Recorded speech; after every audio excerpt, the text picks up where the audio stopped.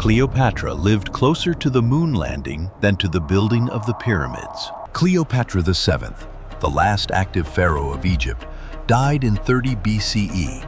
The Great Pyramid of Giza was completed around 2560 BCE. Neil Armstrong walked on the moon in 1969 CE. Do the arithmetic, and an uncomfortable fact falls out immediately. Roughly 2,500 years separate Cleopatra from the pyramid builders, while only about 2,000 years separate her from the Apollo 11 landing. Cleopatra lived closer in time to a human being walking on the moon than to the construction of the monument most people instinctively associate with her. The claim sounds like internet trivia engineered purely to be shared, and it gets repeated online often enough to feel suspicious for that exact reason. It checks out completely. Using Cleopatra's death in 30 BCE as the reference point, the Great Pyramid predates her by roughly 2,530 years. The moon landing follows her death by roughly 1,999 years. Even using her birth year of 69 BCE instead narrows the second gap to about 2,038 years against a pyramid gap of roughly 2,491. And either calculation lands on the same uncomfortable conclusion. The pyramids were not simply old by the time Cleopatra sat on Egypt's throne. They were ancient to her, in almost exactly the way the fall of the Roman Empire is ancient to a person alive today. A monument from a past so distant that an educated Egyptian in the 1st century BCE could only really study it, not remember any living connection to the people who built it. That single fact reorganizes almost everything popular culture assumes about the relationship between Cleopatra and the older monuments so often placed beside her image in paintings, films, and tourist posters. The depth of time before Cleopatra. The scale of that gap only becomes real once the intervening centuries are actually walked through rather than left as an abstract number. The Great Pyramid rose under Khufu during Egypt's 4th dynasty, somewhere around 2560 BCE, at the height of the Old Kingdom's pyramid-building era. That era eventually collapsed into the political fragmentation of the First Intermediate Period, roughly 2 centuries of disunity before Mentuhotep II reunified the country and opened the Middle Kingdom around 2055 BCE, a full 500 years after Khufu's reign had already ended. The Middle Kingdom itself later gave way to a second fracture, the Second Intermediate Period, marked by the Hyksos occupation of the Nile Delta, before Ahmose I expelled them and launched the New Kingdom around 1550 BCE, the era of Hatshepsut, Akhenaten, and Ramses II. Itself another 5 centuries removed from the pyramid builders, it's still revered as ancestors. By the time the New Kingdom finally dissolved into the Third Intermediate Period, around 1070 BCE, native Egyptian rule had already cycled through unification, collapse, and reunification twice, and Khufu's pyramid was already older, measured from that vantage point, than the entire span separating ancient Rome from the present day. Persian conquest arrived in 525 BCE, when Cambyses II folded Egypt into the Achaemenid Empire as a subject province, an occupation broken only briefly by roughly 60 years of restored native rule under the 28th through 30th dynasties, before a second Persian conquest returned Egypt to foreign control in 343 BCE. That second occupation lasted barely a decade before Alexander the Great's conquest in 332 BCE swept Persian rule aside entirely and installed the Macedonian Ptolemaic dynasty that would eventually produce Cleopatra herself. Born in 69 BCE, roughly 2,500 years and no fewer than 3 full cycles of Egyptian rise, collapse, and foreign conquest after Khufu's reign had ended. Each of those intervening eras left its own monuments, its own dynasties of named, individually documented rulers, and its own political crises, meaning the distance between Khufu and Cleopatra was not simply a long stretch of unchanging tradition. It was a genuinely eventful, multi-act history in its own right. with as many rises and falls packed into it as any other multi-thousand-year civilization anywhere in the ancient world.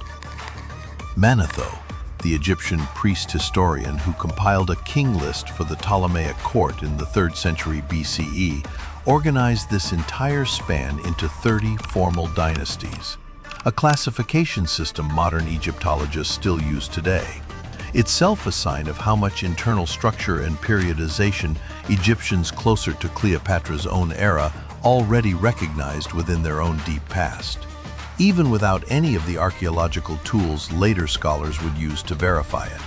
The Middle Kingdom that followed the First Intermediate period produced its own major monuments and reforms, including extensive irrigation projects around the Fayum Depression under Amenemhet III, and a body of literature, including the story of Sinuhe, that later New Kingdom scribes would study as classical literary models, roughly the way modern students study centuries-old texts today. The New Kingdom that followed the Second Collapse pushed Egyptian territory and wealth to its greatest extent, producing Hatshepsut's trade expeditions to Punt, Akhenaten's brief and radical religious revolution centered on the sun disk Aten, and Ramses II's 66-year reign and treaty with the Hittite Empire, the oldest peace treaty to survive in both parties' original texts. Each of these achievements belonged to an Egypt already many centuries removed from Khufu, ruled by people who related to the pyramid builders roughly the way a citizen of a modern nation relates to the founders of a medieval kingdom on the same land. Aware of the connection, but separated from it by an enormous stretch of intervening history, what was already ancient to Cleopatra. Egyptians living in Cleopatra's era did not experience the pyramids as living monuments of a familiar, continuous culture. They experienced them the way a modern visitor experiences Stonehenge, as a genuinely mysterious relic of a civilization separated from their own by a gulf of time too wide to bridge with living memory or oral tradition.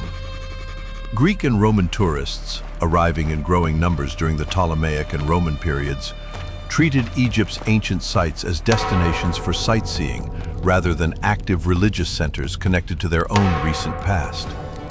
The tomb of Ramesses VI in the Valley of the Kings preserves nearly 1,000 surviving graffiti inscriptions left by these visitors between the 1st century BCE and the 4th century CE, most written in Greek. Some blunt enough to double as unfiltered tourist reviews. One visitor left behind the complaint that he had visited and liked nothing except the sarcophagus. Hieroglyphic literacy itself was already contracting sharply by Cleopatra's lifetime, increasingly confined to a shrinking class of temple priests rather than functioning as a script any educated Egyptian could casually read. A decline that would continue until the script disappeared from active use entirely within a few centuries of her death. The Egypt Cleopatra ruled was not a direct, unbroken continuation of the Old Kingdom. It was closer to a civilization living, consciously and uneasily, in the ruins of several earlier versions of itself, each one nearly as foreign to Ptolemaic-era Egyptians as it would later become to Roman, and eventually modern, observers.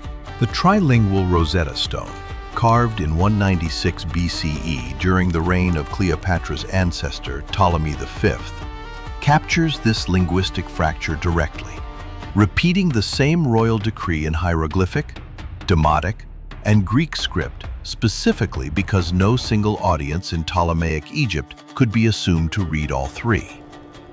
By the time European scholars rediscovered the stone in 1799 and used it to decipher hieroglyphs nearly 2 millennia later, the script had been fully unreadable for so long that even the fact it recorded a language at all, rather than purely symbolic or religious imagery, had become a matter of open scholarly dispute. The Sphinx, standing beside the pyramids at Giza, presented a comparable puzzle even within pharaonic Egypt itself. The so-called dream stela, erected between the Sphinx's paws under Thutmose IV around 1401 BCE, already describes the monument as buried in sand and in need of clearance and restoration, meaning the Sphinx required active rescue from neglect more than 1,000 years before Cleopatra was even born, and had almost certainly been reburied and re-cleared multiple additional times in the centuries between Thutmose IV's restoration and the Ptolemaic period. If a New Kingdom pharaoh already needed to rescue a fourth dynasty monument from centuries of sand and neglect, the pyramids and their attendant Sphinx had effectively become historical antiquities twice over by the time Cleopatra's own ancestors arrived in Egypt. First ancient to the New Kingdom that restored them, and ancient again by a further margin longer than the New Kingdom's entire existence, to the Ptolemaic dynasty that followed. Who Cleopatra actually was. Popular imagination tends to picture Cleopatra as the culmination of pharaonic Egypt, an image reinforced by centuries of art and film that dress her in the visual language of the Old and New Kingdoms. The historical reality complicates that picture considerably. Cleopatra descended from Ptolemy I Soter, a Macedonian Greek general who served under Alexander the Great and claimed Egypt as his share of Alexander's fractured empire after Alexander's death in 323 BCE. Every Ptolemaic ruler between Ptolemy I and Cleopatra VII governed from a Greek-speaking royal court, conducted administration primarily in Greek, and, with only occasional exceptions, made little effort to master the language of the population they actually ruled. Cleopatra broke that pattern directly. Ancient sources, including Plutarch, credit her as the first member of her dynasty in roughly 3 centuries to actually learn Egyptian, alongside a reported fluency in several additional languages, a deliberate political choice that let her address temple priests directly and present herself to native Egyptians as a legitimate pharaoh, rather than a distant, foreign administrator. Surviving coin portraits reinforce how thoroughly Hellenistic her actual self-presentation was. Cleopatra's profile on Ptolemaic coinage shows a Greek queen in a diadem, styled after Macedonian royal iconography, a considerable distance from the stylized, formalized pharaonic imagery of Old and New Kingdom royal art that modern audiences tend to associate with her by default. Formally, Cleopatra held the full traditional pharaonic titulary alongside her Greek royal identity, styled in Egyptian temple inscriptions with throne names linking her to Isis and to the long chain of native rulers who preceded her. A deliberate act of dual self-presentation that let her claim legitimacy in front of 2 audiences, an Egyptian priesthood that expected pharaonic continuity, and a Hellenistic court culture that recognized only Greek dynastic legitimacy. Simultaneously, this dual identity was not unique to Cleopatra personally, so much as a structural feature of how the Ptolemaic dynasty had governed Egypt from the very beginning. Ptolemy I and his immediate successors had deliberately built Alexandria as a new Greek city, physically separate from Egypt's older religious and administrative centers at Memphis and Thebes. A spatial arrangement that let the dynasty rule as Hellenistic kings in their own capital, while still claiming pharaonic legitimacy through temple inscriptions, priesthoods, and religious patronage elsewhere in the country. A governing strategy stretched across roughly 3 centuries before Cleopatra inherited, and then more actively than any predecessor, tried to genuinely bridge it. Her actual world. The world Cleopatra actually inhabited between her birth in 69 BCE and her death in 30 BCE was recognizably late Hellenistic and increasingly Roman, not archaic. She ruled Egypt during the collapse of the Roman Republic, forming political and personal alliances first with Julius Caesar and later with Mark Antony, as Rome's internal power struggles repeatedly spilled across the Mediterranean into Egyptian territory. Alexandria, her capital, remained one of the ancient world's great intellectual centers, home to a library and research institution, the Mausoleum, that had drawn scholars for 2.5 centuries by the time Cleopatra took the throne. though its legendary early collection had already been diminished by fire and neglect well before her reign began. A partial decline traditionally associated with damage during Julius Caesar's own military campaign in Alexandria in 48 BCE, fought in the same city and arguably over the same throne that Cleopatra herself occupied within the decade that followed. Her alliance with Caesar produced a son, Caesarion, and drew her directly into the political aftermath of his assassination in 44 BCE.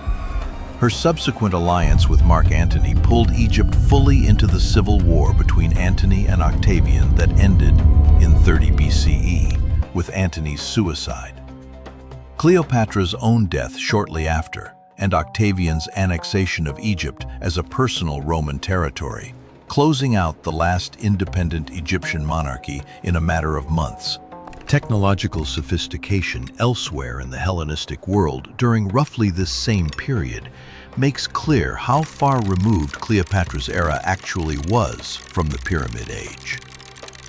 The Antikythera mechanism, a bronze-geared device built to calculate astronomical positions and eclipse cycles with a complexity involving over 30 separate gear wheels, was constructed sometime in the 2nd or early 1st century BCE, squarely within a few generations of Cleopatra's own lifetime, and represents a level of mechanical engineering historians once assumed the ancient world could not have reached until medieval clockmaking more than 1,000 years later. The device was recovered from a shipwreck off the Greek island of Antikythera in 1901, and its full mechanical complexity was not properly understood until X-ray and CT imaging studies conducted in the early 21st century finally let researchers map its internal gear train without physically disassembling the corroded original, meaning modern technology needed roughly a century of its own to fully catch up with what Hellenistic engineers working in Cleopatra's broader era had already built. Everyday material culture in Cleopatra's Alexandria looked correspondingly less like the popular image of ancient Egypt and more like a cosmopolitan Hellenistic port city. Greek was the administrative and literary language of government. Egyptian temples continued operating in parallel under their own priesthoods, largely left to manage their own internal religious affairs, and the city's population included Greeks, Egyptians, Jews, and other Mediterranean communities living under a single Ptolemaic administration that, whatever its instability at the top, presided over one of the wealthiest and most commercially connected cities in the entire Mediterranean world. The second gap. The roughly 2,000 years separating Cleopatra's death from the Apollo 11 landing were, if anything, even more eventful than the 25 centuries that preceded her. That span absorbed the entire rise and fall of the Roman Empire in the West, the 1,000-year continuation of Roman institutions in the Byzantine East, the emergence and rapid expansion of Islam across a territory stretching from Spain to Central Asia, the European Middle Ages and Renaissance, the scientific revolution, and an industrial revolution that reshaped how human societies produced food, energy, and goods more radically than any development in the preceding several thousand years combined. Powered flight, itself barely older than living memory when Apollo 11 launched, first succeeded only in 1903, a mere 66 years before Armstrong's landing. The Roman Empire in the West alone lasted roughly 5 centuries after Cleopatra's death before its final collapse in 476 CE, meaning Western Rome's entire imperial existence fits comfortably inside just a quarter of the span separating Cleopatra from Apollo 11. With the Byzantine continuation, the rise of Islam, the Crusades, the Mongol conquests, the printing press, the European voyages of exploration, and 2 world wars still left to fit into the remaining 15 centuries before anyone reached the moon. Gunpowder, the printing press, and eventually powered flight all arrived within that second gap as well, each one representing a leap in technological capability that dwarfs anything separating, say, Old Kingdom stone tools from New Kingdom bronze working. which makes the second gap not merely equal in length to the first, but very plausibly denser in the sheer volume of technological and political change it contains. Placed side by side, the two gaps flanking Cleopatra's lifetime are almost the same length, yet feel utterly asymmetrical to a modern observer, largely because one gap is filled with historical developments that feel immediate and familiar, while the other, stretching back into the Old and Middle Kingdoms, reads as an undifferentiated, distant past. That asymmetry says considerably more about how the human mind organizes historical time than it does about the actual chronology involved. More broken intuitions. Cleopatra's timeline is not an isolated curiosity. Similar comparisons turn up throughout deep history once anyone bothers to check the actual dates rather than rely on an intuitive sense of ancient as a single, undifferentiated category. Woolly mammoths, popularly imagined as strictly Ice Age animals that vanished tens of thousands of years before any human civilization existed, in fact survived in a small, isolated population on Wrangel Island in the Arctic Ocean until roughly 1650 BCE, nearly 1,000 years after the Great Pyramid was already standing. Meaning mammoths and the pyramids briefly coexisted on the same planet for a span longer than the entire history of the United States. Genetic studies of that final Wrangel Island population found signs of severe inbreeding and accumulated harmful mutations, the biological cost of a herd of roughly 500 animals living in total isolation for thousands of years after the mainland population disappeared, likely affecting their fertility and sense of smell in the centuries immediately before their eventual extinction. Whoever supervised the final stages of pyramid construction at Giza could have, in principle, sailed north for long enough and still found living mammoths at the far end of the journey.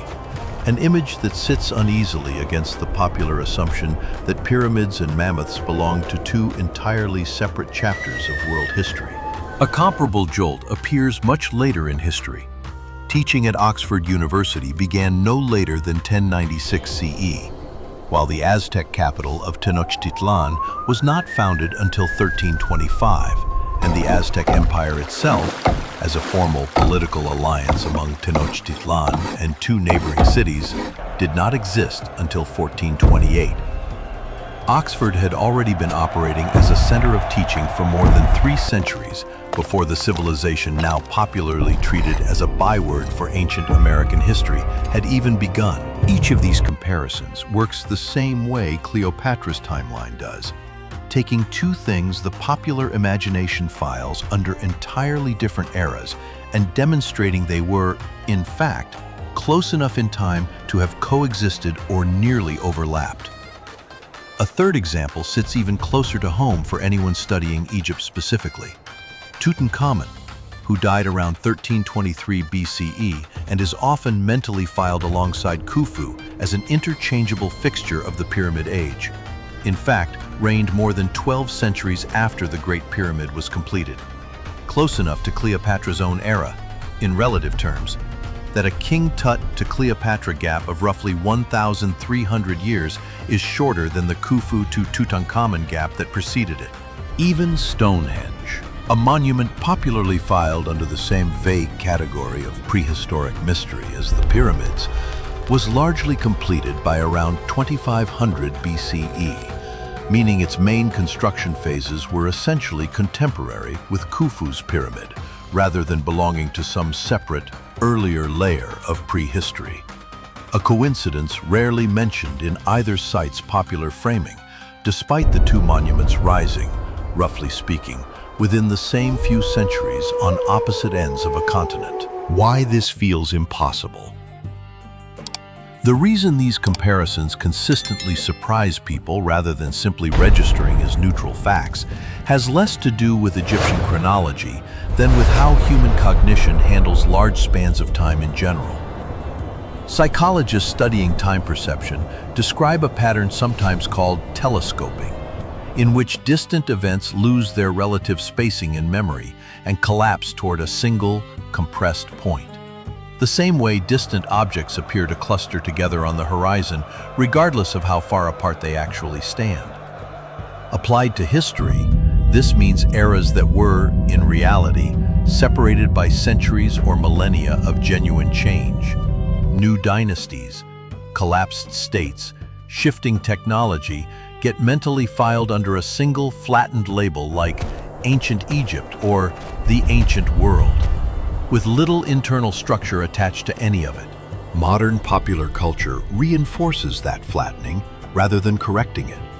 Films, museum displays, and textbook illustrations routinely place pyramids, Cleopatra, mummification, and hieroglyphs into the same undifferentiated visual and narrative package, even though those elements are separated, in the case of the pyramids and Cleopatra specifically, by a span of time longer than separates Cleopatra from a smartphone.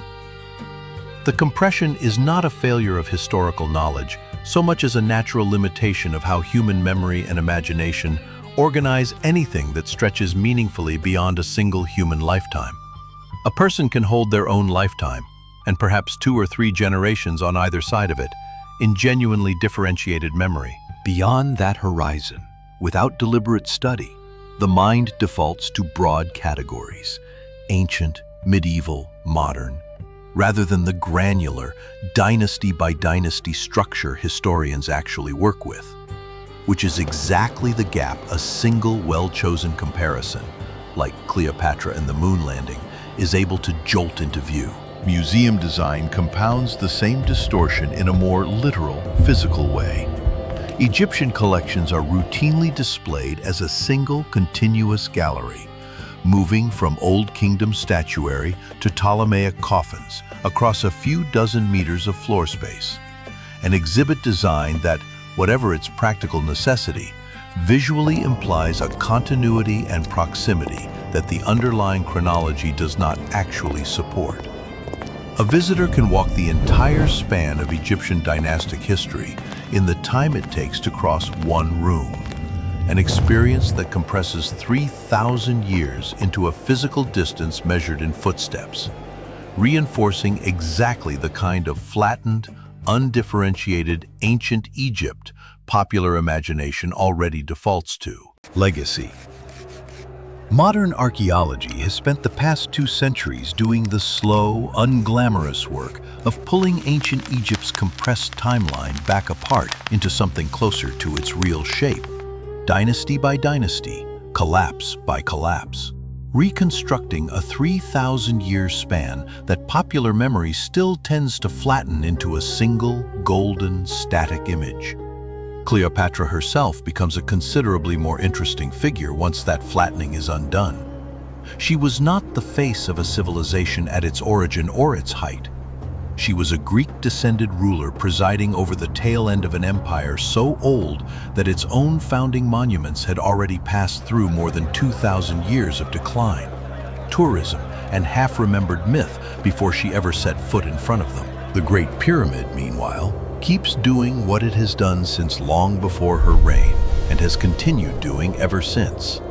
Standing at Giza, indifferent to how many more centuries pass before someone else, in some future no one alive today can picture clearly, ends up closer in time to the present moment than to the age of pharaohs.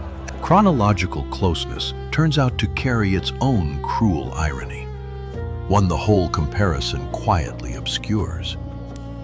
Tutankhamun, who reigned more than 12 centuries before Cleopatra was even born, has a face modern audiences know intimately, preserved in a nearly untouched tomb that Howard Carter opened in 1922, and that gave researchers a complete body, a full set of grave goods, and eventually a detailed genetic profile of his entire family.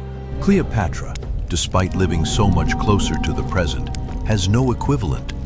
Her tomb has never been found. Archaeologist Kathleen Martinez has spent roughly 2 decades excavating the submerged temple complex at Taposiris Magna, west of Alexandria, hunting for it, turning up coins bearing Cleopatra's profile, statuary, and, in 2025, the remains of a sunken ancient harbor, without ever producing conclusive proof the queen herself is buried there. Other prominent Egyptologists, including Zahi Hawass, have publicly broken with the project, doubting the site entirely. Her bloodline vanished from the record almost as completely as her body did.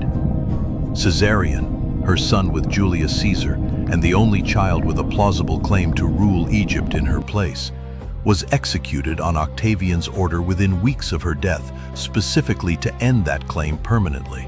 Her 3 children with Mark Antony survived Octavian's conquest, and her daughter Cleopatra Selene II went on to rule Mauritania as queen.